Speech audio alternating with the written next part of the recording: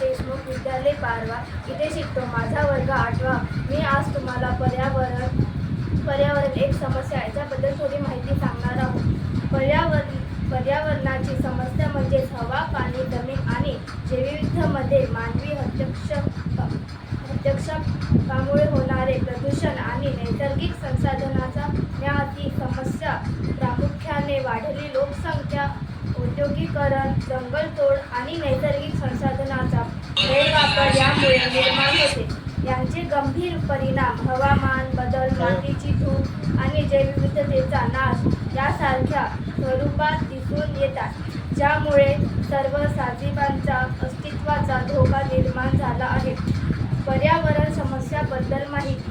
पर्यावरणाच्या समस्यामुळे प्रदूषण, जंगलतोड, नैसर्गिक संसाधनांचा गैरवापर आणि हवामान बदल यांचा समावेश होतो, जे मानवी क्रियाकलापासून हवा, पाणी आणि माती दूषित होते, ज्यामुळे पृथ्वीवरील जीवनावर गंभीर परिणाम होतो. औद्योगिकरण, वाहनांची वाढ आणि कचरा व्यवस्थापनाचा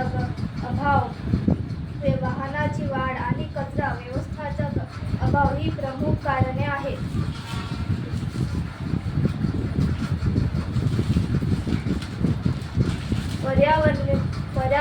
पर्यावरण समस्येची कारणे.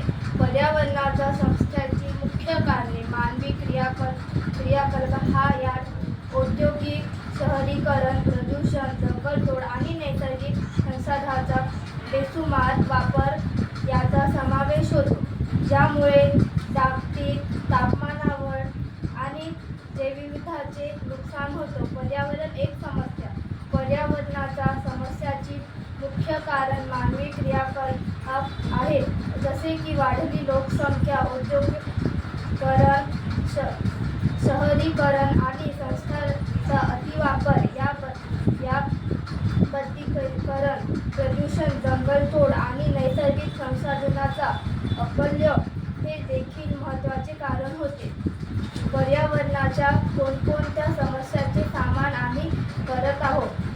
संस्था पर्यावरणाची अनेक समस्यांचे तोड देत आहे, जसे की वायू प्रदूषण, जल प्रदूषण, मातीची धूप आणि हवामान बदल यासोबतचा जैविकचा नाश, प्लास्टिक प्रदूषण, आवाज प्रदूषण आणि कचरा व्यवस्थापनाचे अयोग्य व्यवस्थापन यासारख्या समस्याही गंभीर होत्या.